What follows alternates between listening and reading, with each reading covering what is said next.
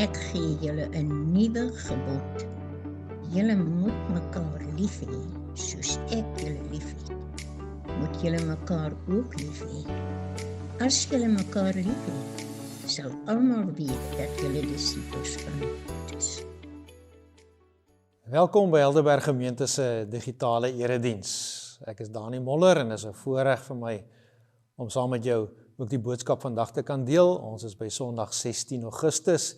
Ons is besig met 'n reeks Jesus in 1000 huise. Ons fokus op ons eie omgewing en daar waar ons woon en hoe die Here wil hê ons hier waar ons is 'n verskil kan en moet maak. Vandag se tema Vallei van Parels, maar voordat ons begin, kom ons bid eers saam. Here, dis ons voorreg om met U te kan besig wees. En elke keer as ons dit doen, dan kom ons agter hoe dat U deur die Heilige Gees ook vir ons 'n boodskap het, met ons praat. En eintlik bid ons maar net, Here, dat dit ook vandag so sal wees. U ken ons omstandighede, U verstaan, daar waar elkeen na hierdie boodskap luister of kyk. Here, ons het U nodig. Ons kan en wil nie sonder U nie. Praat U ook met ons. Lei U ook vir ons. Amen. Wat is die kosbaarste ding wat jy het? Dan is dit 'n moeilike vraag, want daar is so baie antwoorde daarop. Kom ek help dit te sê, ek onthou as 'n kind het ek skatte gehad. Ek het 'n spesiale kussie gehad wanneer ek dit gehou het. Die een was 'n klip, eintlik so half 'n semi-edelsteen klippie.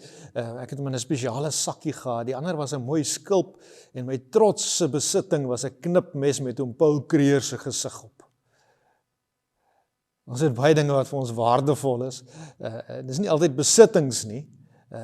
Maar daar is tog dinge wat vir ons kosbaar is en dit verander met tye. Oom Paul se knipmes is vandag glad nie meer vir my so kosbaar nie. Want ons kry nuwe perspektief op dinge wat belangrik is. Ek het in 'n stadium so 'n cricketkolfie gehad wat 'n trofee gekry het as die beste kolwer of bowler, seker maar onder 11 omtrent. En ek het 'n Mercedes model, so 'n S-klas Mercedes model in 'n uitstalkassie gehad, mooi gemonteer. Ek het dit nogal gewen in 'n Mercedes toernooi. En toe sien my kleinseun dit raak, en hy wil daarmee speel. En ek maak dit oop, ek het nie 'n probleem nie, sandpit toe, teen die glyplank afgejaag, en nou is daai mooi S-klas Mercedes hier sonder wiele, en sonder 'n speeltjie, en sonder ruite. En ek's okay. Want iets of iemand anders is net soveel meer belangriker vir my in hierdie stadium, as daai ou Mercedesie. Ons huis is seker ons duurste besitting. Lang saam met die bank daarin dit besit en na jare se afbetaal is nou ons in. Maar ook oor huise moes ek leer by vriende van my wie se huise gebrand het. Henny en Sarita Groenewald hier in Somerset Wes en 'n kollega van my in Pretoria. Want 'n brand vernietig baie meer as jou huis. Dit vernietig soveel meer wat vir jou kosbaar is. Maar ek het by hulle geleer, dis ook nie die einde nie. En my kollega wys 'n foto uit die puin van 'n beeldjie van mense wat in 'n kring mekaar vashou, wat die brand oorleef het, en 'n bladsy uit 'n halfgebrande Bybel, en hulle het mekaar sê, en hulle het die basis van die Here, en dit hou hulle regop, en dit gee hulle perspektief. Nou, ons woon hier in Helderberg Kom, 'n pragtige omgewing, 'n skat op sy eie. Ons het ook soveel wat vir ons opgewonde kan maak. Parelvallei is die naam van een van die oudste plase in ons omgewing. Die plaas het al in 1699 sy naam gekry, geïnspireer sekerlik deur die ontdekking van die natuurskoon hier aan die voet van die Helderberg. Die vallei was soos 'n vallei van parels. En jare later is die woonbuurt Parelvallei ook daar gevorm rondom die ou plaashuis, en vandag is die hoërskool ook daar, die Parelvallei Hoërskool. Ja, ons is bevoorreg om in hierdie mooie omgewing te kan woon en die parels steeds gereeld raak te sien. Want ons lewe tussen baie parels. Hier in die Helderberg Kom, het ons hierdie gawes van 'n pragtige omgewing, van geleenthede, van 'n gemeenskap, van sekuriteit, tot soveel mate dat ons eintlik kan sê ons woon heerlik hier. Maar 'n mens kan tussen baie parels lewe en steeds een kosbare parel mis. En dis waarmee die Here ons vandag wil help. Ons gaan lees uit Matteus 13, 2 verse net, vers 44 en 45. Die koninkryk van die hemele is soos 'n skat wat in die veld begrawe lê. 'n Man het dit ontdek en weer toegegooi. En uit blydskap gaan verkoop hy alles wat hy het en koop daardie grond. Verder is die koninkryk van die hemele soos 'n handelaar op soek na goeie parels. Toe hy die een baie kosbare parel vind, het hy gegaan en alles wat hy gehad het, verkoop en dit gekoop. Hierdie hoofstuk, Matteus 13, vertel Jesus 'n reeks gelykenisse oor die koninkryk van die hemele. Kom ek sê net reg van die begin af, die koninkryk van die hemel en die koninkryk van God verwys na dieselfde werklikheid.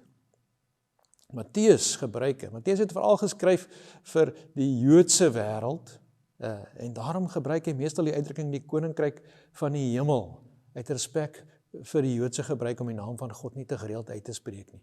Maar Jesus sou na dieselfde ding verwys het. Die grootste tema in hoofstuk 13 is juist dit, hoe lyk God se koninkryk? Hoe werk dit? Hoe behoort mense daarop te reageer? En Jesus probeer dit deur gelykenisse met hulle te deel. Nou die twee wat ons gelees het, die gelykenis van die parel, staan direk na die gelykenis van die verborgde skat. In die gelykenis van die skat kom die ontdekking van die skat onverwags. En in die gelykenis van die parel soek die handelaar doelbewus. Jesus wys daarop dat sommige mense Christus onverwags vind, soos 'n groot onverwagse ontdekking, terwyl ander hulle hele lewe lank soek na die waarheid, betekenis en na God. Maar albei ontdek uiteindelik dat God se koninkryk alles werd is. Die koninkryk van God, van onskatbare waarde. Hierdie handelaar soek al lank na 'n goeie parel. En dan vind hy, nie sommer nog 'n parel nie, hy vind die parel. Dit is iets wat alle ander parels oortref. Nou op 'n manier is ek en jy ook nog almal op soek na 'n skat of na skatte. Dalk is dit praktiese goed soos 'n groter salaris of besittings of gewildheid of status. Dalk is dit meer net om familie te kan hê of 'n lewensmaat te kan hê. En al hierdie skatte en dinge waarna ons soek is nie noodwendig verkeerd nie. Maar Jesus wil vir ons sê daar's iets meer. Ons soek na die parel van die lewe en Jesus sê daardie parel is die koninkryk van God. En wanneer iemand werklik ontdek wie Christus is, wat verlossing beteken en wat dit beteken om 'n kind van God te wees, dan begin al hierdie ander parels in perspektief kom. Paulus sê in Filippense 3 dat hy alles as verlies beskou, sê die 2020 vertaling, terwille van die kennis van Christus. Alles wat vir my wins was, reken ek nou as verlies terwille van Christus, sê hy in vers 7 en vers 8, inderdaad reken ek alles as verlies terwille van die uitnemendheid daarvan, om Christus Jesus, my Here, te ken. Wanneer ons die waarde van God se koninkryk sien, verander ons prioriteite. Hoe sou die eerste hoorders hierdie gedeelte verstaan het? Hier, as Jesus praat oor parels. Het is interessant om te weet, in die eerste eeu was parels een van die duurste luksede op aarde. Konings en keisers en rykes het parels begeer. Al hiervan 2000 jaar voor Christus was parels al baie gewild. En in die Romeinse geskrifte lees ons van mense wat enorme bedrae vir uitsonderlike parels betaal het. So vir Jesus se hoorders was hierdie beeld onmiddellik duidelik. Hierdie man het die waardevolste ding gevind wat bestaan in daai konteks. En dis juist wat Jesus oor die koninkryk sê. Hy praat nie van nog 'n godsdiensopsie nie. Hy praat van die hoogste skat denkbaar. Ek en jy, hoe dink ons oor parels? Werk die beeld vir ons vandag? Ja, parels is nog steeds 'n unieke juweel, anders as die ander edelstene, gevorm, eintlik deur pyn gevorm. Een van die wonderlikste eienskappe van 'n parel is hoe dit gevorm word. Gewoonlik met 'n klein irritasie daar in die skulpie, 'n sandskorreltjie of 'n vreemde deeltjie dring die skulp binne, dit veroorsaak ongemak en dan begin die oester laag op laag van 'n beskermende stofie rondom hierdie irritasie afskei. En met tyd word iets wat eers pyn veroorsaak het, omskep in iets van groot skoonheid. Stadig maar seker groei hierdie parel nie oornag nie, dit neem tyd, en laag vir laag word dit opgebou, maar daar word iets spesiaal gevorm, en dis uniek. En dan kom dit nog by dat hierdie parel of hierdie oester moet nog uitgeduik word, hierdie perlemoen, en die proses om dit uit te duik, het nog meer skaars en besondere waarde. Ekskuus dat ek nou sommer met perlemoen die mekaar raak en oesters. Die proses om dit uit te duik maak dit nog meer skaars en besonders. Ja, het in die einde van die 9de eeu is ontdek, ons kan die proses kunsmatig aan die gang sit, met parels boer. Daai irritasie is, binne 'n pareltjie, het gemaak dat die pareltjie vorm, binne die skulp. Die parels het meer bekombaar gemaak, maar die mooi en besondere parels vandag is nog steeds baie gesogte juweliersware, al is dit meer bekombaar, is dit steeds baie skaars, en baie het ook nog erfstukke van besondere parels. Dalk is jy een van hulle wat sê, maar ek het nog my ouma se parels, ek het nog hierdie wonderlike parels wat eintlik baie spesiaal is. Hier in die 1980s was er 'n tyd dat die gedagte dat parels eintlik juwele vir ouer dames is. Maar hulle sê vir my, dit het gelukkig weer verdwyn en vandag is dit weer gesog vir almal. So, al wat ek daarmee wil sê is, ons verstaan steeds die beeld. Die parel is kosbaar, en die kosbare parel waarvan Jesus praat, is die koninkryk van God. Nou, wat is die koninkryk van God? Wanneer Jesus van die koninkryk van God praat, verwys hy na God se heerskappy wat deur homself gekom het. En dis hoe Jesus ook sy bediening begin. Hy sê, bekeer julle, want die koninkryk van God het naby gekom. Hierdie woord vir koninkryk, basileia is die Griekse woord, verwys nie in die eerste plek na 'n plek nie, dit verwys na 'n heerskappy, na regering, na koningskap. Baie mense dink aan die koninkryk van God as iets wat in die hemel eendag gaan gebeur. Maar dit is baie meer as dit. Die koninkryk van God is oral waar God regeer. Dis waar Jesus koning is. Dis waar sy wil gedoen word. En dit begin in die hart van gelowiges. En wanneer ons aan Christus, onsself aan Christus onderwerp, begin sy koninkryk ook in my en jou lewe sigbaar word. So die koninkryk gaan nie in die eerste plek oor 'n plek nie, dit gaan oor 'n koning. En waar die koning regeer, daar is sy koninkryk. Waarom moet die koninkryk vir ons so prioriteit wees? Jesus sê, soek eers die koninkryk van God en sy geregtigheid. Nie tweede nie wanneer ons tyd het nie, eers, nie nadat alles afgehandel is nie, want die koninkryk raak elke deel van ons lewe. Wanneer God eerste is, kry my werk nuwe betekenis. Kry ons geld 'n nuwe doel. Wanneer God eerste is, kry ons gesinslewe 'n nuwe rigting en kry ons verhoudings nuwe kwaliteit. Onthou, die handelaar het nie alles verkoop omdat hy moes nie. Hy het dit gedoen omdat hy die waarde van die parel begryp het. En ware toewyding aan Jesus kom wanneer ons die waarde van Christus ontdek. Waar Jesus koning is, daar word mense verander. Daar word sonde vergewe. Daar word vyande versoen. Daar word hoop gebring. Daar word God se wil gedoen en dit begin in die hart. En dit beïnvloed die huis. Dit verander gemeenskappe. Ja, en eendag sal dit in die volheid sigbaar wees, wanneer Christus weer kom. Wat is die groot les van hierdie gelykenis? Die fokus val nie op wat die handelaar opgee nie. Die fokus val op wat hy kry. Baie mense lees die teks as dit gaan oor die groot opoffering om alles te gaan verkoop, alles weg te gee, sodat hy die kan kry. Maar nee, Jesus beklemtoon eintlik die ongelooflike waarde van die parel. Die handelaar loop nie hartseer weg nie. Hy loop weg met die grootste skat van sy lewe. Dieselfde gebeur wanneer iemand Christus vind. Ja, hy verloor dalk sekere dinge, maar wat kry hy? Hy kry vergifnis, vrede, hoop, 'n nuwe identiteit as kind van God, ewige lewe, gemeenskap met God. Hoe dit gelyk met Nuwe Testamentiese gelowiges. Dink aan Petrus, hy los sy nette. Dink aan Matteus, hy verlaat sy belastingkantoor. Dink aan Paulus, hy gee sy status as fariseer op en hulle het nie gedink hulle verloor alles nie.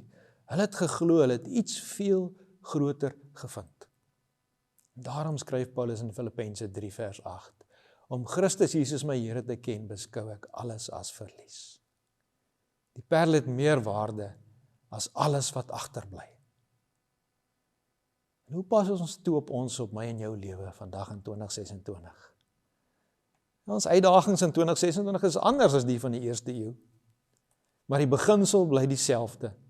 Ons leef in 'n wêreld van konstante afleiding, van sosiale media, van loopbaandruk, van finansiële onsekerheid, van tydsdruk.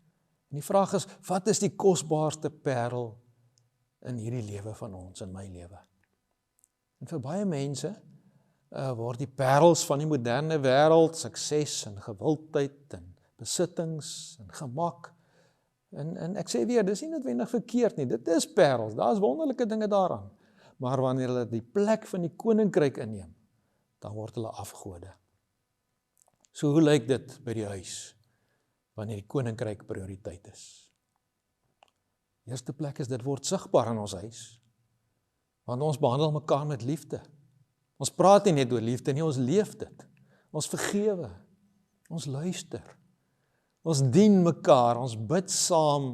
En gebed word nie die laaste uitweg nie, dit word ons eerste reaksie. Ons leef met Christelike waardes.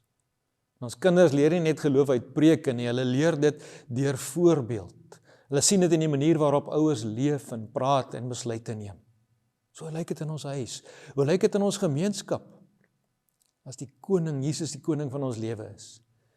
Die koninkryk van God kan nie binne die 4 mure van 'n kerkgebou bly nie.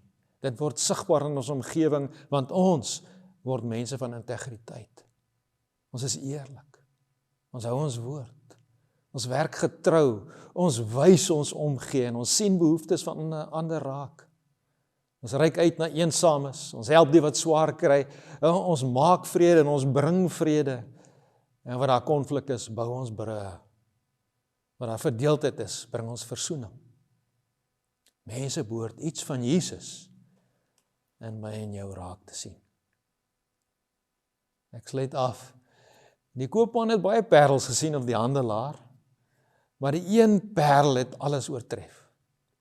En Jesus sê die koninkryk van God is daardie parel. Dis nie, die vraag is nie of dit waardevol is nie. Die vraag is of ons die waarde daarvan raak gesien het. En wanneer ons ontdek wie Jesus werklik is en wat dit beteken om onder sy heerskappy te leef, verander dit alles. Daar is die koninkryk nie, maar net nog een van baie prioriteite nie. Dis die prioriteit. Dalk moet ek vir jou vra, as iemand wat ons nie so goed ken nie, vir een maand by ons aan huis sou woon. Wat sou hy of hy sê is ons grootste prioriteit as huis, as gesin, of as my as mens? So hy kyk na waarna ons gesels, oor sport, waar ons so besig is, ons werk of ons geld, dalk vermaak. Of sou hy of sy dalk opmerk dat Jesus die koning van hierdie huis is? Wanneer die koninkryk van God die kosbare parel word, verander dit nie net ons persoonlike lewe nie. Dit verander die atmosfeer van ons huis.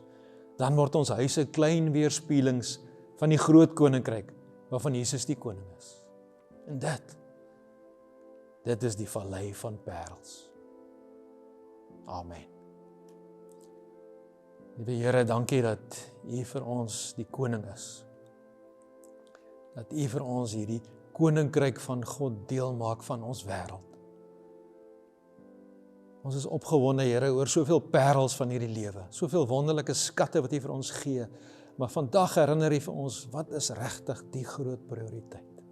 Dat U ons koning is, dat U die Here van ons hele lewe is, en dat ons so sal en kan lewe. Help vir ons, Here, help vir ons om dit nie net te sê nie, maar om dit te lewe, dit te beleef. En dankie vir die vreugde, om die groot skat te kan en mag besit, dat U ons koning is, dat U die koning van hierdie wêreld is, dat ons in U koningskap, onder U koningskap mag lewe. Amen.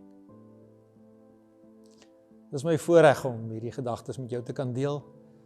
Ek herinner jou daaraan dat jy ook 'n dankoffer kan gee, die besonderhede sal op die skerm of op ons webwerf wees. En so is ons deel van hierdie gemeenskap, daar waar jy is, dalk woon jy nie hier in die Helderberg kom nie, maar daar waar jy is, ook daar is Jesus die koning. En het jy die geleentheid om dit so te lewe. Mag die Here jou help om dit te kan doen. Die genade van ons Here Jesus Christus, en die liefde van God ons Vader, en die gemeenskap van die Heilige Gees, is by jou. Amen.